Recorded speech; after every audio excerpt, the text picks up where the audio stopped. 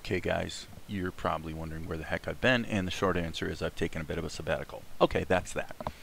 Wanted to let you know that this movie right here, Clerical Errors, which they're selling for a ridiculous $17.99. I wrote and directed this movie a few years ago. I can see from the art here it's available as a DVD on Amazon, and the reason for that is I had a relationship with a distributor who went belly up and turned out not to be a good relationship.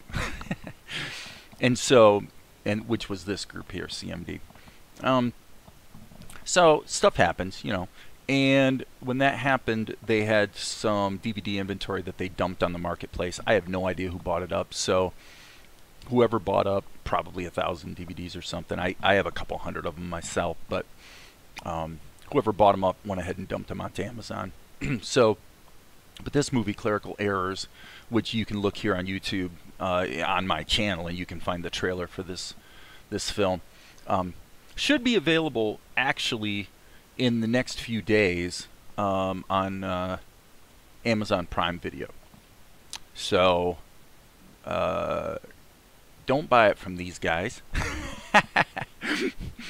Buy it from me. And so I'm just waiting for Amazon Prime Video Direct to sort of have get through the process. It's actually quite a clunky process because of closed captioning. They're extremely picky about their closed captioning formats, and if there's any error at all in the closed captioning, like one of the lines is one character too long or something, Amazon system will reject the closed captioning, and at that point, that alone will keep you from being able to get your movie out there. So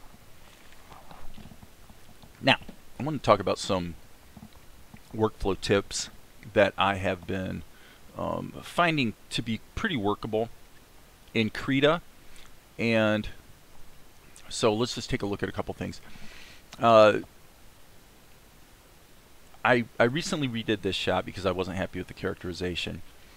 And so this is after Akari jabs the guy in the back. Probably one of the last shots I did actually here on YouTube, it's been like a month ago, was this shot, which is playing back rather choppily. Sorry about that. Maybe I can fix that with playback. I'm thinking let's put frame dropping in there and see what happens. I probably won't help, but I've noticed Blender's a little bit flaky on playback lately. Anyway, so anyway, this is the shot that's been changed, where I think the characterization is definitely a little more solid. And so now we've got this situation where we're going to go into this part right here. And then what she says is, well, she lowers her sword and then she's doing this thing. Okay, so now this shot was done eons ago. So what I was thinking was, instead of reusing this shot yet again, I may actually use the first part of it where she starts to lower her sword. But then I decided what I wanted to do is have something more like this, where she goes, well, and then actually we're going to use a completely different sort of anime effect for when she's ranting and raving, saying to these guys, you know, what do you think you're doing busting into my room? So, Krita tips. This is what I've been finding, and I kind of jotted these down so I won't forget. 3 tips. Number 1, use the slash key instead of the E key for erasing. Okay, so I've found this has actually sped up my workflow a lot. You can kick this into shape by just clicking on the 2 brushes that you use the most, which in my case, you know, you're talking pencil and eraser. If I was inking, it would be these 2. But what you find is, let me just go ahead and add another layer here that I can doodle on, is that I like the feeling of the pencil, but if I hit E for erase, because the pencil's so small, it's like it's going to take forever kind of thing. So I find myself jumping back to this eraser to actually do the erasing. Well, it turns out that the slash key which is that, right next to the period key on your keyboard. On the keyboard, it's right under the question. Well, it's the same key as the question mark. Okay. If you hit the slash key, Krita conveniently toggles between the last two brushes you used. So that's kind of a small thing, but it has saved me a ton of time from having to hit erase and then make the pencil bigger so that it'll erase, or sometimes I would just switch to the pen because it's a denser line. It doesn't have that little bit of transparency in it, and as a result, it erases completely. So in other words, if I was using this and I hit erase, I'd hit E, make it a little bigger, and go like this. That's kind of what I was finding myself doing a lot of the time. Now what I can do is just go like that. Now I just noticed something new that's interesting, which is really cool actually, which is that you'll notice when I switch, it actually switched back to the pen, and it's still in erase mode. So it seems to remember the last thing you did, and lets you just toggle between them. For my purposes, I usually do fine with those two. So there's tip number 1. Tip number 2, create your own onion skins. What I've been doing is I've been finding it's better to not even get into animation. So let's go ahead and hopefully Krita won't decide to like start blowing up. But I'm going to show you what I did like on the animation of her arm. Okay, so let's just say I've got this pose that I know I want to have. Okay, so she had her arm out this way and she was holding the sword. Okay, so what I mean by create your own onion skins is to actually just create a whole nother layer. I tend to use red for onion skins, and use that to draw the arcs. Okay, so her hand is going to end up here.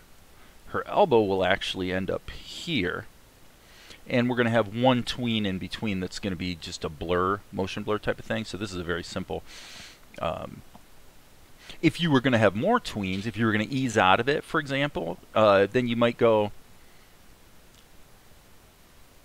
something like that. And then you might ease back into the final pose. And then what I find myself doing is I'll number the keys, number 2, number 3, and then I'll make notes on what I think the timing is going to be. So this would be 12, 2, and I'd call this a hold. So what's going to happen here is she's going to be holding this for half a second, obviously 24 frames a second. It's going to be, and then this pose is just going to be held for however long seems to be right at the time. So the nice thing about doing this digitally, obviously, is that you can change colors all you want, and if it made it easier for you to see what's going on, then do so. So in my case, if I'm doing my sticks and balls here, okay, so I just indicate that, and so what I'll do sometimes is I'll actually use blue for my tweens. So if I was going to have more tweens, it would be looking kind of like this. Okay, and if her arm is going to get to here, then probably this would be more like that.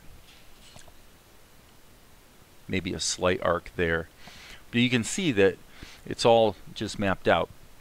So that's how I did this shot. Now, convert groups to animated layer is tip number 3, and this is actually hugely convenient in the sense that it sort of forces you to do the right things in the right order. Now in my case, I already put all that timing information on the correct layer. The mistake I made was that this layer should actually have this drawing in it. Okay, but let's be flexible here. That's all sticks and balls anyway. So what I'll often do is I'll say, well, okay, now this is an extreme pose. So I'm not doing a finished pencil test here yet. I'm still in kind of sketch mode. But so what I tend to do is, excuse me, like I said, use blue for my tweens. And in this case, if I was going to do it the way I originally planned it, which is to put the transitional pose on 2s, then what would actually be drawn would probably be something like this, that would just be like flesh tone. It would just go like that. It's only going to last 2 frames on the screen, and then I might actually have kind of a wipe this way to indicate the blur of the sword and her hand going by. Okay, so now what I was talking about groups is this, and one quick caveat about this tip, oops, wrong one, is that this group should have no animation data. Okay, I'll explain what I mean by that here in a second. Okay, so here's the procedure. The idea is that, like I said, it sort of forces you to do the right things in the right order. So here I've mapped out my animation, and I want to do what I'm about to describe. The timing stuff is all here, and now I want to turn this into a convenient guide for doing a proper pencil test and ink and paint. So what I'm going to do is first hit Control G. Okay. And that takes this drawing and puts it in a group. Okay. The next thing I do is I'm going to just grab all of this stuff and just go Control X, Control V. Now what that did was it put that on a separate layer. And then I'm going to actually select this, Control X, Control V. Okay, so now what I have is I have actually 3 different cells that all have different information in them. Each of my key drawings have been broken up into these individual cells. Now I can grab this layer, and under the layer menu, it's in a strange place. If you right mouse click here, you will not see it. If you go to convert, it's not there. If you go to the layer menu and go to group, it's not there. It's here. Layer, convert group to animated layer. So I go like that, and what it did was it took the group and took each of the drawings and put them in order. Now if you happen to select your content that you want to animate in the wrong order, so I mean, I've had this happen, so I'll just mention this. You may find that these 3 cells, which are in the correct order, might be in the wrong order. Well, all you have to do for that is just select them all and hit mirror frames. If you mirror your frames, it just takes whatever frames you've selected and reverses them. Okay? And then in this case, to stick to my plan, I would hit the Alt key and drag. So it's going to ripple edit. Everything downstream from this key is going to get moved as well. So that puts this key on 12 frames, puts this key only 2, and then there's my final pose. Okay? And so now this becomes my guide, and frankly I can leave this this layer muted now, although I'd probably keep it there for you know, just in case. And so that is the process. The reason I say it makes you do the right things in the right order is that if let's go ahead and hit Control Z. I'll see if I can get Krita to actually glitch here. So I'm going to go back. Okay, so now here I have my group. Let me make sure I've got everything here. Okay, so now I'm going to see what happens if I were to go ahead and put keyframes here. So let's just hit, I'm going to hit Control Insert, which for me inserts a keyframe. It's actually not on the menu, but anyway, the way I've got my keyboard set up is if I hit Insert, it's going to create a blank keyframe, and if I hit Control Insert, it's going to create a keyframe, but any drawing that's already in the cell does not get destroyed. So now I'm going to go ahead and hit Control Insert on each of these so that they have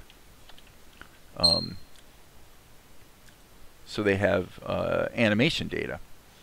Okay, so Control Insert, Control Insert. So Krita might be hit and miss here, but what I found was that if I now use this, and actually just to make it interesting, I'm going to move this key down to here, just because I want to mix things up to see what Krita is going to do with it. So what I found was if I go layer, group, or I'm sorry, convert to animated layer, if there's already animated data in the layers, Krita would actually just give me a sequence of blank frames. And indeed, that's exactly what it did. So, okay, so that's good in a way because it shows that I was correct. So that's what I meant by it forces you to do the right things in the right order. Because essentially, what you're doing, and I found this is enormously important to my workflow, is you want to just don't get into animation data, don't get into keyframes. Sketch out your shot, sketch out the extreme poses, all in one, just one quick drawing. Bop in another layer to keep the notes and data separate from the drawing, but basically just get it all on there, then cut it into pieces, and then convert it to an animated layer. And what I find is that kind of keeps you from getting ahead of yourself and starting to think about movement when you haven't even got the poses worked out. You know, you need to have your plan, okay? You need to work your plan, both at the micro and the macro level. I call this micro. This is one shot. At the macro level, we're talking about, we're talking about this whole, thing that's now like 8 minutes long, and has multiple shots like this one, where the characterization of Akari is wrong and the shot needs to be redone because basically it doesn't look like her, based on what we've finally settled on as being the correct character design. So when I talk about doing the right things in the right order, what I mean is, well, the character design should have been figured out way before we ever started animating anything. And there should have been a model sheet, there should have been a color sheet, and a storyboard, frankly, a storyboard for the entire complete episode. Well, we don't have that. And when you don't do things in the right order, what you wind up with, and I find you wind up with this every time, is you wind up with a somewhat frenetic and scatterbrained project where you have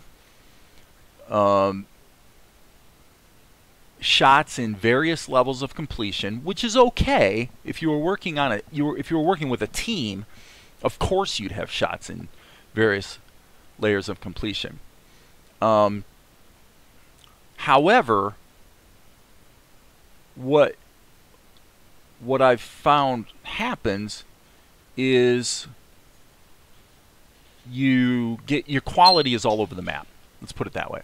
Quality is all over the map. So you'll have one shot or animation or rendering or whatever that really looks cheeseball and stupid, and then you'll have others that look really great, but it's all over the place. And for an individual doing this by yourself, which I would assume you are probably an individual animator, if you don't get that roadmap in place before you dive into animation, then what happens is it is logistically and emotionally difficult. Because what happens is I go to work today and I look at this and I see that these shots are all like that. Look at the quality of that drawing.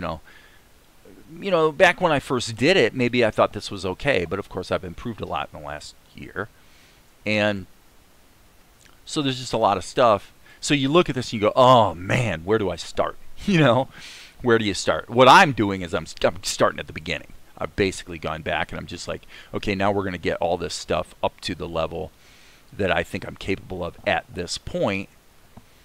And it does seem to be the case that more and more the overall quality of the project is increasingly comparable to the quality of what I might see in a commercial anime. I don't know if I'm completely there yet, but I'm definitely getting closer all the time. So, and it's a lot of fun. So, to be honest, I do probably think I'll be doing more work with OpenToonz going forward, but I'm not going to say necessarily. What might happen is that the anime is going to kind of stay in Krita for the most part. The the Fan Futurama episode, which I've mentioned a couple other times, and Darren T over on his YouTube channel I know is kind of working on that, based on a script that I wrote, and actually a bunch of voiceovers where, you know, I'm doing the good news, everyone. You know, I'm doing all the voices, and Bender's the toughest one, but I got it. It sounded pretty close to what you would expect from actual Futurama. But so I definitely think that's going to be an OpenToonz project. The anime may stay more still in Krita the way I'm doing it, but and frankly, those two projects will keep me busy probably for the next year. So anyway, those are just some tips for using Krita for this type of production.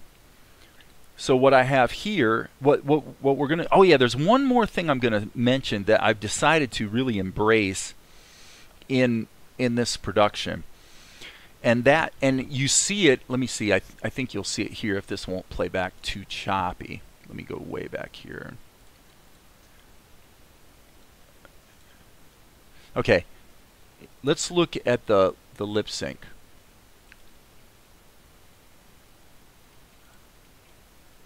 Okay, actually, you know what I'm going to do? Because Blender is being so stupid.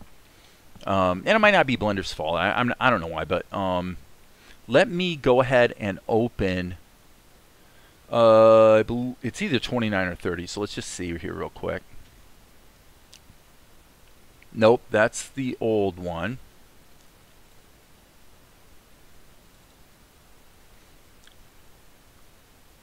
Come on, baby. Come on, baby. Okay, here we go. Okay, so when I hit the playback,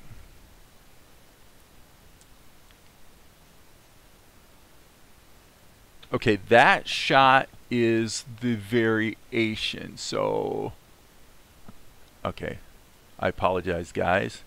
I think it's actually this. Keeping our fingers crossed. We're keeping our fingers crossed. Oh, golly, jeez. Okay, I saved it over. All right, jeez. I like the rendering of that shot that we're looking at right here.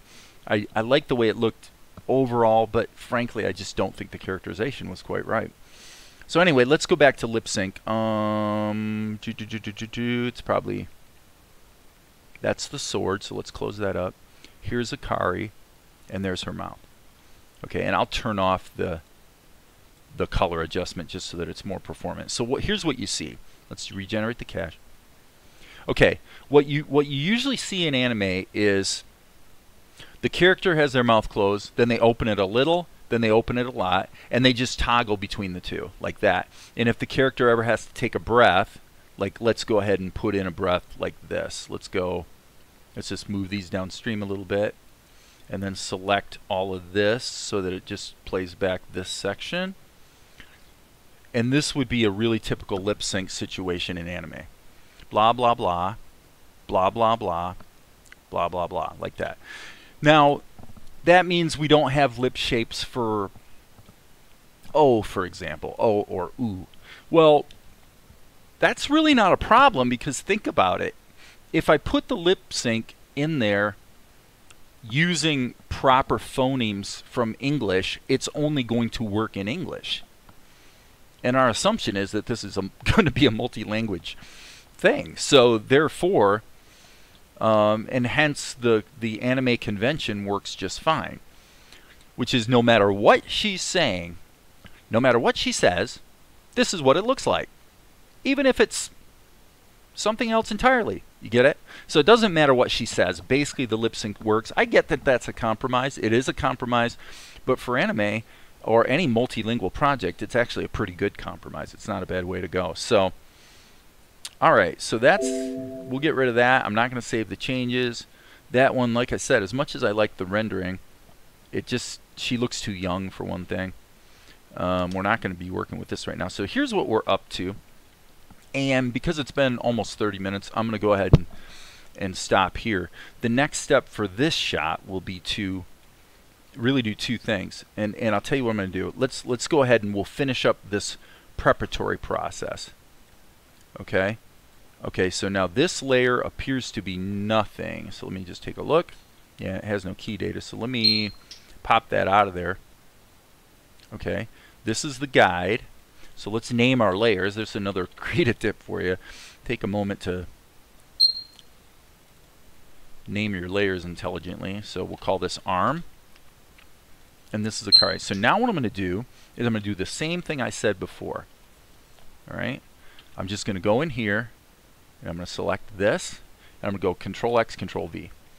Okay, what did that do for me? That just put her mouth on a separate layer. Okay, so now I can have her swipe her arm and she's going to go, well, okay, so it looks to me around 36. We're going to, let's turn on the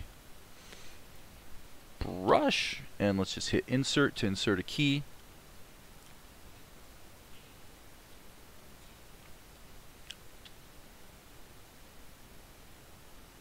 And I'll just do 2 mouse shapes, and these need to be on 4s almost always. Not like, it's not like an absolute rule, but generally I find lip sync seems to work on 4s. Normal motions on 3s, really fast or detailed motions on 2s, very rarely on 1s, but actually camera moves, this is what you'd have in OpenTunes.